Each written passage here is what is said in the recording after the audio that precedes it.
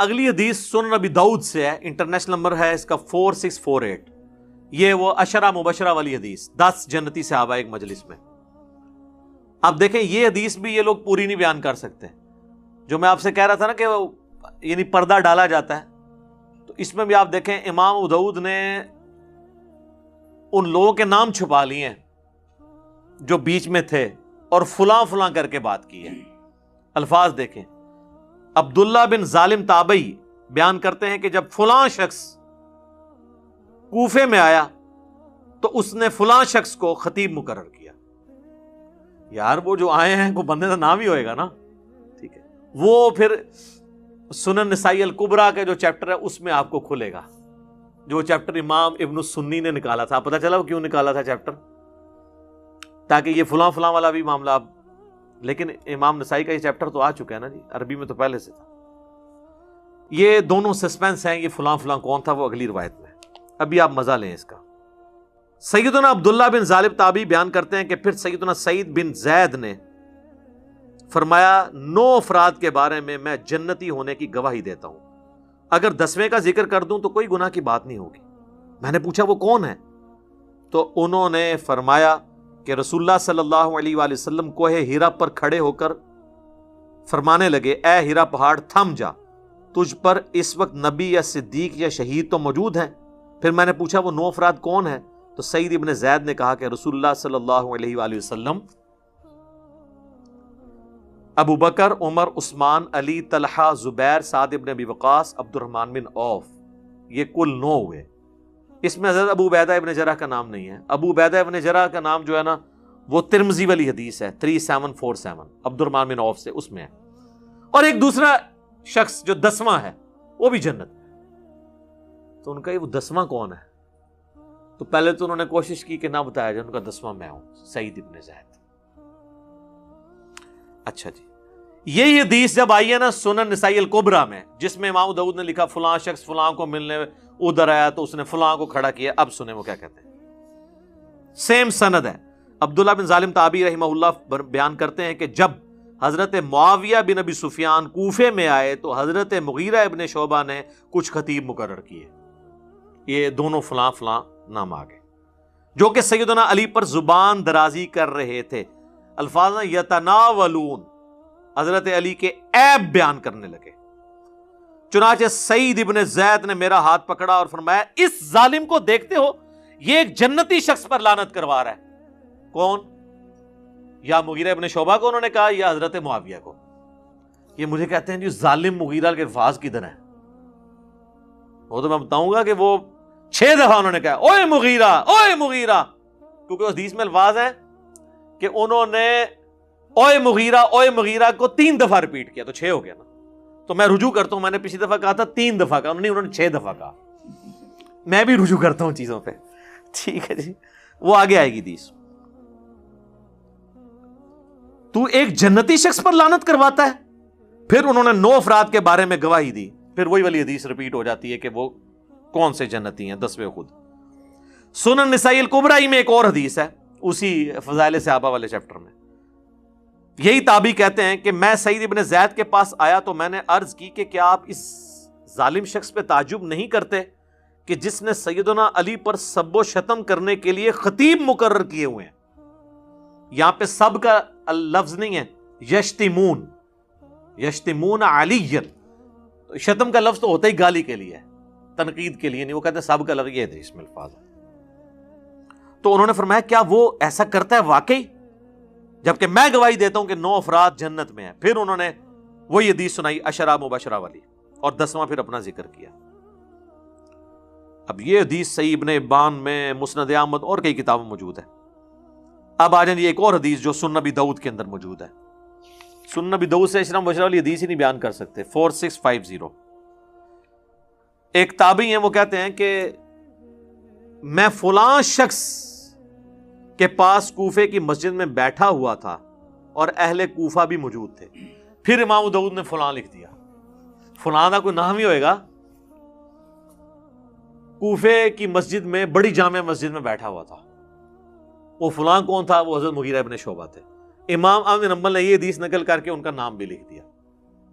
امام ابو داؤد کو شرم آئی کہ میں فلاں کر کے نام تو چھپا رہا ہوں، ظاہر ہے انسان کا ضمیر تو ملامت کرتا ہے، سچائی تو پھر کھٹکتی ہے۔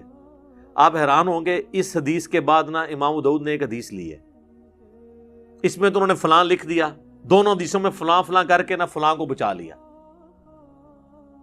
پھر اس کے بعد اچانک ایک حدیث لے کے آتے ہیں جس کا اس پورے چیپٹر سے خلافت کے کوئی تعلق نہیں ہے، اور وہ حدیث یہ لے کے آتے ہیں کہ جب سہیل ابن عمرو صلح حدیبیہ کے موقع پر حضور علیہ السلام سے معاہدہ کرنے آیا تو وہ بار بار حضور کی داڑھی کی طرف ہاتھ بڑھاتا تھا۔ بعض لوگوں کو عادت ہوتی ہے نا داڑھی کو ہاتھ لگا کے بات کرنا یا ٹھوڑی کو، تو کہتے ہیں ایک شخص وہاں کھڑا تھا جس نے اپنے تلوار کی جو ہاتھ والی سائڈ ہے نا جہاں سے دستی اس کو پکڑا جاتا، تو وہ اس کے ہاتھ پہ اس نے ماری، اس نے کہا اپنے جو ہے نا ہاتھ رسول اللہ کی داڑھی سے پیچھے کر۔ تو وہ کہتے ہیں وہ شخص حضرت مغیرہ ابن شعبہ تھے۔ اس حدیث کا خلافت کے چیپٹر کے ساتھ کوئی تعلق ہے؟ وہ اصل یہ بتانا چاہ رہے تھے کہ یہ جو فلاں شخص ہے نا وہ مغیرہ ابن شعبہ ہے اور وہ صحابی ہے اور صلح حدیبیہ کا صحابی ہے۔ پھر وہ حدیث لے کے آتے ہیں، مسلم شریف میں بھی حدیث ہے کہ نبی علیہ السلام نے فرمایا کہ جنہوں نے درخت کے نیچے میرے ہاتھ پہ بیعت کی ہے میں اللہ سے امید کرتا ہوں ان کو آگ نہیں چھوئے گی، صلح حدیبیہ والے۔ یہ مسئلہ ہم آگ کا جہنم یا جنت نہیں کسی کی طے کر رہے ہیں، ہم تو یہ کہہ رہے ہیں کہ کس کے ایٹیچیوڈ کی خمیازہ آج ہم بھگت رہے ہیں۔ آج اگر ہمارے پاس طاقت ہو ہم ان کو دوبارہ دنیا میں لیں اور ان کہیں کہ حضرت دیکھیں آپ لوگوں کی وجہ سے اس وقت امت کی کیا حالت ہوئی ہے، تو وہ بھی اپنے اس عمل کے اوپر پچھتائیں، چاہے وہ حضرت معاویہ رضی اللہ تعالیٰ عنہ ہوں، عمر بن عاص ہوں یا مغیرہ ابن شعبہ ہوں رضی اللہ عنہم اجمعین۔ تو وہ کہتے ہیں فلاں شخص کے پاس آ کے میں بیٹھ گیا تو اتنے میں سعید ابن زید وہی حضرت عمر کے بنوئی وہاں پہنچے، تو اس فلاں شخص نے ان کو اپنے پاس تخت پہ بٹھا لیا۔ اس وقت آپ مسجدوں میں تخت لگے ہوتے تھے کیونکہ گورنر وہیں بیٹھتے تھے، ایک پورا ایک سلسلہ تھا، مسجد ہی آفس ہوتی تھی۔ ان کا استقبال کیا، اتنے میں ایک شخص جس کا نام قیس بن علقمہ تھا وہاں پر آیا، تو حضرت مغیرہ ابن شعبہ یعنی یہاں تو انہوں نے لکھا فلاں نے اس کا بڑا استقبال کیا اور اس نے مسلسل گالی گلوچ شروع کر دی۔ جس طرح ابھی ہو گئی بوڑھوں کو عادت ہوتی ہے نا، وہ جو ساتھ بیٹھے ہوتے ہیں ان کو پتا ہوتا ہے کہ کس کو گالیاں نکال رہا ہے، نیا بندہ پوچھتا ہے کیوں لگے آئے، چاہے وہ کبھی حکمران کو نکال رہا ہو کسی مولوی کو، تو ساتھ کے لوگ تو جانتے ہیں، تو اس نے صرف سیدھی گالیاں نکالی، فلانا یہ اس پہ لعنت، یہ نام لیے بغیر۔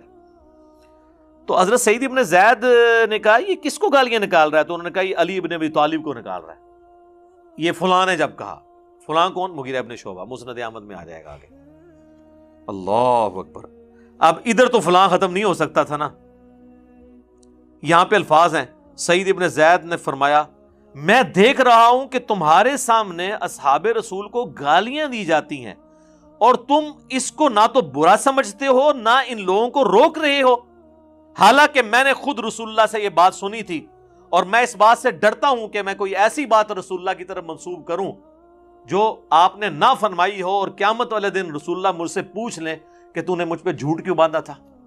وہ کہہ رہے ہیں میں تو ڈرتا ہوں، میں نے خود رسول اللہ سے یہ سنا تھا کہ ابو بکر جنت میں ہے، عمر جنت میں ہے، عثمان جنت میں ہے، علی جنت میں ہے، طلحہ جنت میں ہے، زبیر جنت میں ہے، سعد ابن ابی وقاص جنت میں ہے، عبد الرحمن بن عوف بھی جنت ہے، اور میں 10ویں کا نام بھی بتا سکتا ہوں۔ پھر حضرت سعید ابن زید خاموش ہو گئے، مسجد میں آوازیں بلند ہونا شروع ہو گئیں کہ وہ 10واں شخص کون ہے۔ تو انہوں نے فرمایا وہ 10واں شخص میں ہوں، سعید ابن زید۔ اللہ۔ پھر فرمایا تم سب سن لو، رسول اللہ کی مائیت میں کسی صحابی کا چہرہ غبار آلود ہونا تم میں سے کسی کے سارے عمر کے نیک اعمال کرنے سے بہتر ہے، خواہ اسے سیدنا نوح علیہ السلام جتنی عمر ہی کیوں نہ دے دی جائے۔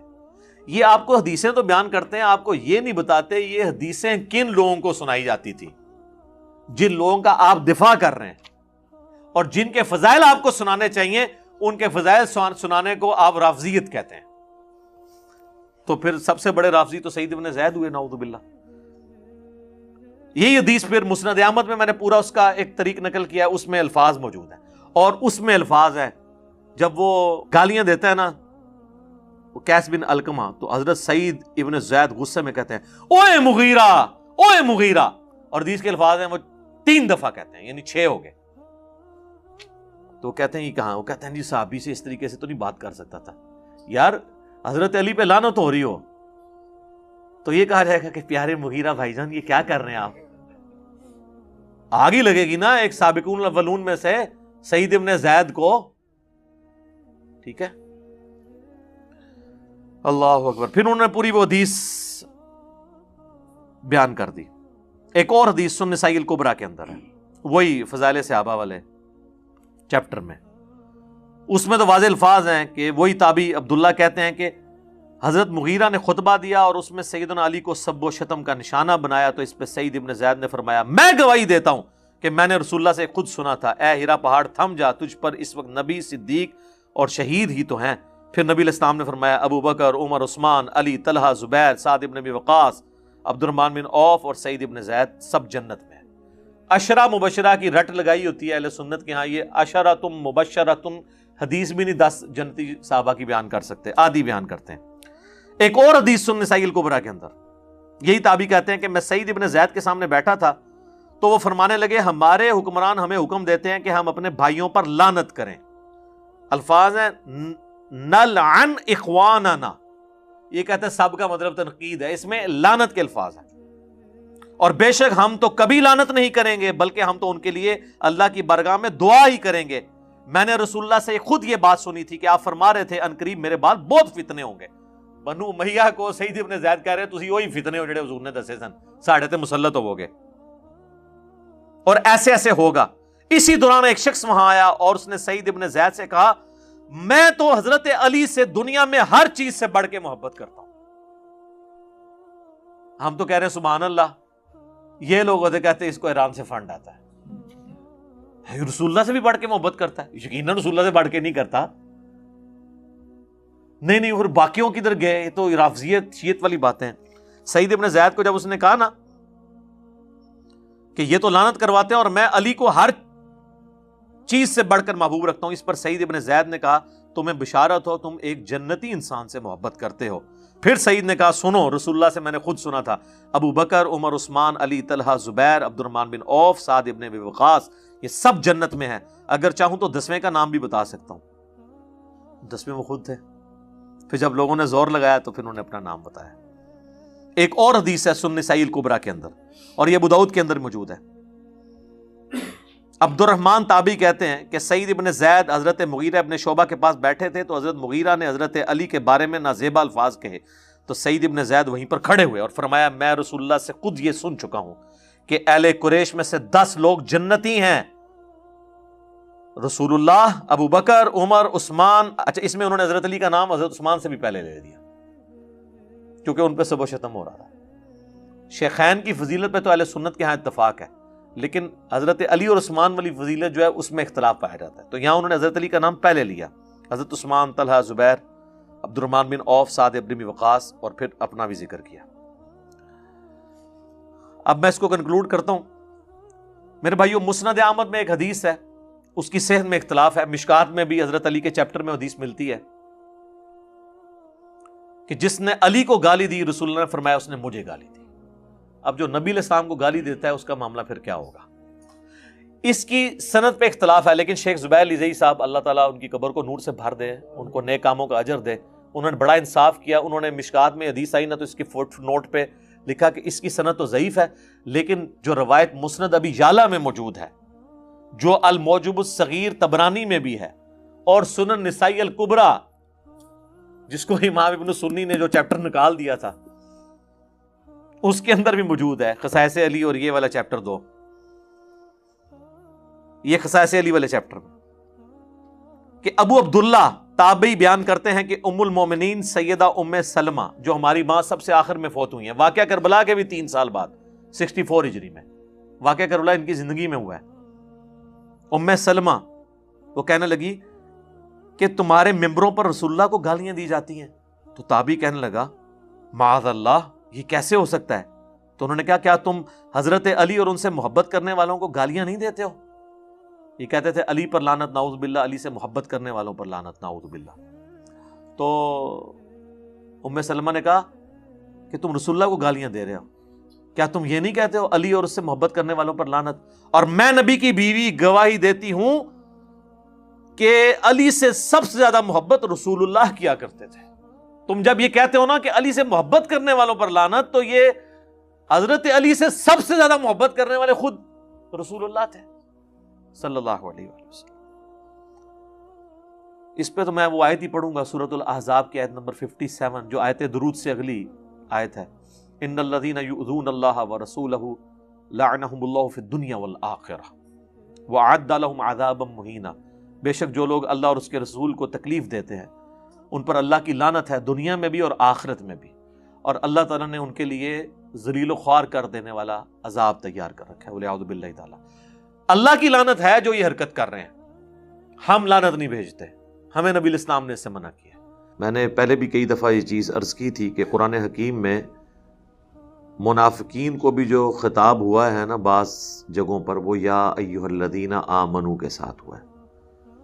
پھر ہم اس کا ترجمہ کرتے وقت حالات و واقعات اور کانٹیکسٹ کی روشنی میں اس کو یوں پھر ترجمہ کر دیتے ہیں کہ اے وہ لوگو جو ایمان کے دعوے دار ہو۔ ظاہر ہے کہ کامل الایمان مومنین کو تو یہ خطاب نہیں ہو رہا، یا بعد میں آنے والے نسلی مسلمان جو عقیدے میں کمزوریوں کا شکار ہیں، وہ بھی ایک دعوے دار ہی ہے نا۔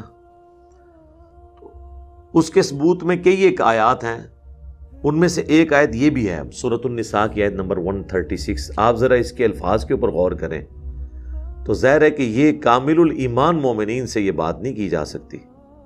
کامل الایمان مومنین تو پہلے ہی سر تسلیم خم کیے ہوئے ہیں۔ یہ جو کمزور عقیدے والے مسلمان ہیں، یا وہ لوگ جو اوپر سے مسلمان ہیں اندر سے منافقین ہیں اور ان پہ اسلام کی سچائی کھل چکی ہے، اس کے باوجود دنیاوی منفعت کی خاطر وہ سامنے نہیں آنا چاہتے اور ڈرتے ہیں پبلک پریشر کی وجہ سے، انہی کو اس طریقے سے خطاب کیا جا سکتا ہے۔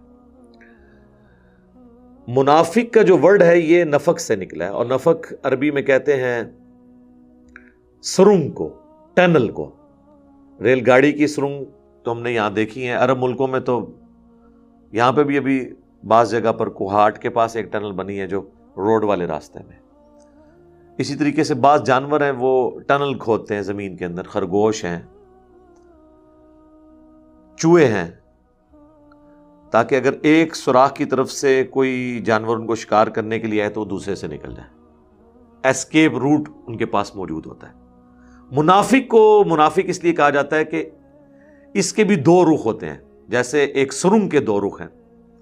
ایک رخ اس کا وہ ہوتا ہے جو مسلمانوں کی طرف ہوتا ہے، ان کو خوش کرتا رہتا ہے ہر وقت، ان کو کہیں پہ اگر پتہ چل جائے یا کہیں پہ خدشہ ہو کہ یہ دو نمبری کر رہا ہے، یہ اندر سے ٹھیک نہیں ہے، تو اس کی وہ چاپلوسی شروع کر دے گا۔ اور دوسرا رخ اس کا ہوتا ہے کافروں کی طرف، جہاں وہ ان کو تسلی دیتا ہے کہ بھی میں تمہارے ساتھ ہوں، کچھ حالات و واقعات ہیں، کل کو برا وقت آیا تو ہم آپ کے ساتھ کھڑے ہوں گے۔ اور جب ان پہ برا وقت آتا ہے ان کے ساتھ کھڑے نہیں ہوتے، اور جب مسلمانوں پہ برا وقت آتا ہے وہ ان کے ساتھ کھڑے نہیں ہوتے۔ منافق بیسیکلی دنیا دار ہوتا ہے، بٹر فیکٹس آف لائف، جو تلخ حقائق ہیں زندگی کے، ان کو وہ فیس نہیں کر سکتا۔ جو تلخ حقائق کو فیس کر سکے وہ یا کافر ہوتا ہے یا مسلمان ہوتا ہے۔ اس لیے آپ دیکھ لیں ابو جہل نے اپنے باطل عقیدے کے لیے گردن کٹا دی، عبداللہ ابن ابی اس کے لیے تیار نہیں ہوا، کیونکہ وہ منافق تھا، وہ کافر تھا۔ اسی طریقے سے مسلمانوں میں تو کئی صحابہ ہیں جنہوں نے اپنی جان لوٹائی ہے اللہ کی راہ کے اندر۔ تو اس لیے منافق جو ہے اللہ کے نزدیک کافروں سے بھی بدتر ہے۔ کافر پھر بھی کسی بنیاد پہ کھڑا ہے، غلط نظریے پہ ہی صحیح، لیکن ایک جگہ کھڑا تو ہے نا۔ اور کافر مسلمانوں کے لیے زیادہ خطرناک نہیں ہوتا، کیوں؟ اس لیے کہ اس کا کفر عیاں ہے۔ منافق اس لیے ہمارے لیے نقصان دہ ہوتا ہے، اہل ایمان کے لیے، مسلمانوں کے لیے، کہ وہ اوپر سے مسلمان ہے، لوگ اسے مسلمانوں کی طرح ٹریٹ کر رہے ہیں اور اندر سے وہ جڑیں کاٹ رہے ہیں۔ آج کی ڈیٹ میں ہم کسی کو منافق کہہ نہیں سکتے۔ آج کی ڈیٹ میں اگر کوئی شخص کمزوری ایمان کا شکار ہے، اس کی حرکتیں میں نظر آئی ہیں، ہم زیادہ سے زیادہ اسے یہ کہہ سکتے ہیں کہ یہ کمزور عقیدے والا مسلمان ہے. کیوں؟ وہی کا سلسلہ ختم ہو چکا ہے. دل کی کیفیت تو اللہ ہی بتا سکتا ہے نا. دیکھنے میں تو دونوں چیزیں ایک جیسی نظر آ رہی ہیں آپ کو, ایک کمزور عقیدے والا مسلمان اور دوسری طرف منافق. اس کی بھی حرکتیں وہی ہیں, اس کی بھی حرکتیں وہی ہیں. اب یہ کون ڈیسائیڈ کرے گا کہ یہ دنیا داری کی وجہ سے کر رہا ہے یا واقعی اندر سے یہ اسلام کا دشمن ہے؟ وہی کے بغیر تو آپ اس کو ڈیفائن کر ہی نہیں سکتے. بخاری اور مسلم دونوں میں حدیث ہے کہ منافق کی 4 نشانیاں ہیں. نمبر 1, بات کرے گا تو جھوٹ بولے گا. نمبر 2, عہد کرے گا تو وعدہ خلافی کرے گا. نمبر 3, امانت رکھی جائے گی تو خیانت کر دے گا. اور نمبر 4, جب کبھی معاملہ ہوگا, جھگڑا ہوگا تو وہ گالی گلوچ کے اوپر اتر آئے گا. اب مجھے بتائیں ان 4 میں سے کون سی ایسی نشانی ہے, کوئی ایک نشانی جو کوئی مسلمان دنیا میں دعویٰ کر سکے کہ میرے ساتھ ایسا نہیں ہوا الا ماشاء اللہ. اور نبی نے اسلام فرمایا جس میں 4 پائی جائیں وہ پکا منافق, جس میں 1 پائی جائے وہ منافقت کے اوپر, ایک شاخ کے اوپر تو ہے. بات کرے جھوٹ بولے. جھوٹ اس وقت دنیا میں کس قوم کا ترہ امتیاز بنا ہوا ہے؟ وعدہ کرے, وعدہ خلافی کرے. وعدہ خلافی کس قوم کا ترہ امتیاز بنا ہوا ہے؟ امانت رکھی جائے خیانت کرتے. ہمارے جو حکمران ہیں یہ جب حلف اٹھاتے ہیں میں آئین پاکستان کا وفادار رہوں گا, اور سارے فراڈ یہ لوگ کر رہے ہوتے ہیں, چاہے وہ پولیٹیکل لیڈرز ہوں چاہے وہ ریاستی اداروں کے لوگ ہوں, آئین کے ساتھ غداری کرتے ہیں. تو امانت رکھی جی خیانت کر دی. اور جب جھگڑا ہو تو گالی گلوچ پہ اترے. تو گالی گلوچ تو تکیہ کلام بنا ہوا ہے. لیکن ہم ان سب لوگوں کو منافق نہیں کہتے, ہم کہتے ہیں کہ یہ عملاً منافق ہیں. عقیدے میں ہمارا حسن ظن ہے کہ مسلمان ہی ہوں گے, اعمال ان کے منافقین والے ہیں. لیکن ہم انہیں منافق نہیں کہیں گے. یہ ان کو کہا جاتا ہے, اس کی ٹرم جو ڈیوائز کی جاتی ہے وہ ہے عملی منافق, اور دوسرا ہوتا ہے اعتقادی منافق. اعتقادی منافق نبی علیہ السلام کے زمانے میں تھے, جو وحی کے ذریعے بتا دیا گیا, عبداللہ ابن ابی یا اس کے ساتھی. آج تو ہم کسی کو نہیں کہہ سکتے کہ یہ منافق ہے. ہاں عملاً کہہ سکتے ہیں کہ یہ عملاً نفاق والا ایٹیچیوڈ اس میں پایا جاتا ہے. ہو سکتا ہے عقیدے میں بھی کئی ہمارے ساتھ منافقین ہوں, ہمیں پتہ نہیں ہے. کئی امام مسجد اور خطیب اور مفتیاء پاکستان میں نہیں پکڑے گئے جن کے ختنے بھی نہیں ہوئے تھے, وہ را کے ایجنٹ تھے. ان کی خاطر تو کتنے لوگوں نے عوام الناس سے جھگڑے بھی کیے ہوں گے مفتی صاحب کی عزت افزائی کے لیے کہ جی آپ کو مفتی صاحب سے بات کرنے کی تمیز نہیں ہے. اور پتہ یہ بعد میں چلا کہ مفتی صاحب کے تو ختنے ہی نہیں ہوئے ہوئے, یعنی وہ ہندو تھے, مسلمان بنے ہوئے تھے اوپر سے. تو وہ آج کی ڈیٹ میں جب تک ایون ختنے بھی چیک ہو جائیں پھر بھی وہ کنفرم نہیں ہے, ختنے کرا کے بھی آ سکتا ہے کوئی ایجنٹ. تو آج کی ڈیٹ میں آپ یہی کہیں گے کہ عملاً منافق ہے یہ, اعتقاداً تو ہم نہیں کہہ سکتے. عملاً تو مسلمان بھی کافر بھی ہو سکتا ہے. ایک عملی کافر ہے, ایک اعتقادی کافر ہے. اعتقادی کافر جس طرح ہم کہتے ہیں ہندو ہیں, عیسائی ہیں, بدھسٹ ہیں, یہودی ہیں, یہ سب. لیکن عملاً کافر تو قرآن حکیم میں اللہ تعالیٰ نے فرمایا وَأَقِيمُوا الصَّلَاةَ وَلَا تَكُونُوا مِنَ الْمُشْرِكِينَ, اور نماز کو قائم رکھو اور مشرکین میں شامل نہ ہو جانا. اور صحیح مسلم میں 246 نمبر حدیث ہے, بندے کے کفر اور ایمان, شرک اور ایمان کے درمیان فرق نماز ہے. جو نماز نہیں پڑھتا وہ عملاً کافر ہے. کیوں؟ اس کا عمل کافروں والا ہے. وہ کافر ہوتا ہے جو نماز نہیں پڑھتا, مسلمان تو نماز نہیں چھوڑتا. جامعہ ترمذی میں شقیق تابعی کا قول ہے کہ صحابہ کرام علیہم رضوان تارک الصلاح کے علاوہ کسی کی تکفیر نہیں کرتے تھے. جو نماز نہیں پڑھتا تھا اسے وہ کافر سمجھتے تھے. یہ کتنا سینسٹیو ایشو ہے. لیکن آج کی ڈیٹ میں جو کلمہ پڑھ رہا ہے اب ہم اسے کافر نہیں کہہ سکتے چاہے وہ نماز نہ بھی پڑھتا ہو. اب یہی کہیں گے سستی کی وجہ سے نہیں کر رہا.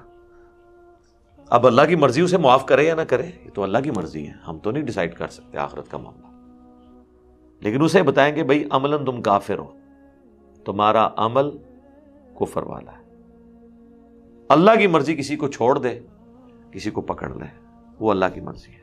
خیر یہ پیورلی ٹیکنیکل بحث ہیں۔ علماء عرب نے تو فتویٰ دیا ہے کہ جو بندہ سرے سے نماز نہیں پڑھتا وہ دار اسلام سے خارج ہے، اس کا جنازہ بھی نہیں پڑھا جائے گا، اس کو کوئی مسلمان بچی بھی نہیں دے سکتا، وہ جسٹ لائک ایتھیسٹ ہندو اور بدھسٹ ٹریٹ ہوگا۔ علماء عرب کا یہ فتویٰ ہے۔ آلموسٹ یہی فتویٰ امام شافعی، امام احمد بن حنبل کا ہے۔ اس میں سب سے لینیٹ ویو امام حنیفہ کا ہے، وہ کہتے ہیں ایسا شخص قید کر دیا جائے جب تک کہ وہ دوبارہ نماز شروع نہ کر لے، ادروائز اس شخص کو آزاد گھومنے کی اجازت نہیں ہے۔ علماء عرب میں سے شیخ البانی ایک ایسی پرسنالٹی ہیں جنہوں نے اس معاملے میں بخاری اور مسلم کی ایک حدیث کا سہارا لیا ہے کہ نبی علیہ السلام فرماتے ہیں کہ میں جب آخری دفعہ جہنم کی طرف جاؤں گا، بلکہ آخری بھی نہیں، یہ سیکنڈ لاسٹ ٹائم ہوگا، تو مجھے اللہ تعالیٰ حکم دے گا کہ جس کے دل میں رائی کے دانے کے برابر ایمان ہے اور اس نے زندگی میں صرف ایک ہی دفعہ پڑھا ہوا ہے لا الہ الا اللہ محمد رسول اللہ، اور اس کے علاوہ اس کے پلے کوئی نیکی نہیں ہے، اس کو بھی میں جہنم سے نکال کے جنت کی طرف لے جاؤں۔ اب یہ حدیث بخاری مسلم دونوں میں ہے، تو شیخ البانی کا موقف اس حدیث کی بنیاد پہ یہ ہے کہ اگر کوئی شخص صرف کلمہ پڑھتا ہے اور اس کے پلے اس کے علاوہ کوئی نیکی نہیں، یعنی نہ اس نے نماز کبھی پڑھی، نہ کبھی روزہ رکھا، نہ کوئی اور نیکی کا کام، الٹیمیٹلی وہ بھی جہنم سے نکال لیا جائے گا کلمے کی برکت سے۔ اور وہ اس حدیث کی بنیاد پہ یہ سمجھتے ہیں کہ ہمیں تارک الصلاح کو کافر نہیں کہنا چاہیے، باقی ہر طرح کی سرزنش اس کے اوپر کریں، لیکن جب وہ کلمہ گو ہے نا تو کلمے کا احترام کریں۔ اس کو سپورٹیو وہ حدیث بطاقہ بھی ہے نا، کاغذ کے پرزے والی حدیث، بطاقہ عربی میں کہتے ہیں کاغذ کا ٹکڑا، جو جامعہ ترمذی میں حدیث ہے کہ قیامت والے دن ایک شخص کے 99 دفاتر گناہوں کے کھولے جائیں گے، اور دوسری طرف اس کے پلڑے میں صرف ایک کاغذ کا ٹکڑا رکھا جائے گا جس پہ لا الہ الا اللہ محمد رسول اللہ لکھا ہوگا، اور وہ شخص حیران ہو رہا ہوگا کہ میرے اتنے گناہوں کے سامنے یہ ایک پرزہ کیا کر سکتا ہے، تو وہ کلمے والا پلڑا بھاری ہو جائے گا، اسے جنت کا حکم سنا دیا جائے گا۔ لیکن وہ ایک ہی شخص ہوگا جس کو نبی علیہ السلام نے رپورٹ کیا۔ آپ نے یہ نہیں کہا کہ جتنے بے نمازی ہیں ان کے لیے کاغذ کے ٹکڑے وہاں پہ تیار ہیں، کام چک کے رکھو، نہ۔ اسی طریقے سے بخاری مسلم میں جو حدیث ہے کہ ایک بدکار عورت تھی، اس نے اپنے چمڑے کے موزے میں ایک پیاسے کتے کو پانی پلا دیا تو اللہ تعالیٰ نے اسے بخش دیا۔ تو اس کا یہ قطعاً مقصد نہیں کہ حضور یہ کہہ رہے ہیں کہ بدکار عورتیں جو ہیں وہ ہفتے میں ایک دفعہ کتوں کو پانی پلا لیا کریں، ورنہ دوسری تو وہ بھی حدیث ہے بخاری اور مسلم دونوں میں کہ ایک نیک عورت تھی، اس نے ایک بلی قید کی اور وہ بھوکی پیاسی مر گئی، نبی علیہ السلام فرمایا اس کی وجہ سے وہ جہنم میں ہے۔ دوسری طرف حقوق العباد بھی نہیں بلکہ جانوروں کے حقوق کے معاملے میں بھی اللہ تعالیٰ گرفت کر سکتا ہے، لہذا اس معاملے کو ہلکا نہیں جاننا چاہیے۔